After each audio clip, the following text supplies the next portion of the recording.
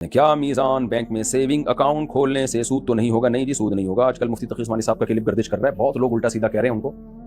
میں جب اپنے خلاف کبھی کمنٹس دیکھتا تھا نا تو بڑی ٹینشن میں آتا تھا۔ جب میں نے دیکھا حضرت مفتی تقی عثمانی صاحب کا بھی اسلامک بینکنگ کے حوالے سے بیان آیا، کتنے اعتدال سے، کتنے میٹھے لہجے میں انہوں نے بتایا، اور وہ ان کی اکیلے کی رائے نہیں ہے۔ انہوں نے بتایا کہ 20 ملکوں کے علماء نے بیٹھ کر یہ وضع کیا ہے اسلامک بینکنگ کا نظام اور اس کے جائز ہونے کا فتویٰ دیا ہے۔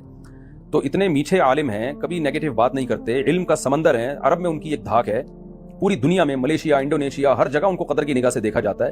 اور پاکستانی قوم کے نیچے آپ نیگیٹو کمنٹس دیکھتے ہیں کہ کیسا ان کو کوئی کہہ رہا ہے معاذ اللہ سود خور ہیں، کوئی کیا کہہ رہا ہے۔ اس سے مجھے اندازہ ہوا کہ ہماری قوم میں بڑی جہالت ہے۔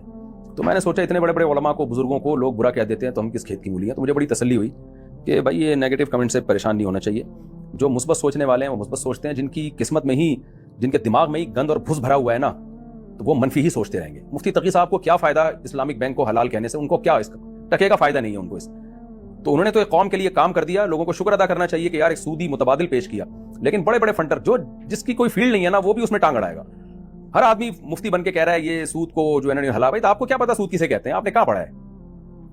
سود کے حکام آپ کو پتہ ہے؟ آپ کو پتہ ہے سود کی ڈیفینیشن کیا ہے؟ سود کی قسمیں کتنی ہے؟ کخ بھی نہیں پتا ہوگا۔ فنڈر ایسے بنے ہوئے ہوں گے جیسے انہی پر ساری وہی نازل ہوئی ہے۔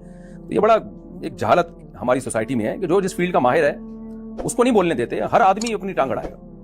کوئی مفتی عالم اگر اشکال کرے نا تو سمجھ میں بھی آتا ہے، عام ہی آدمی بیٹھ کر ایسے تبصرے کر رہے ہوتے ہیں۔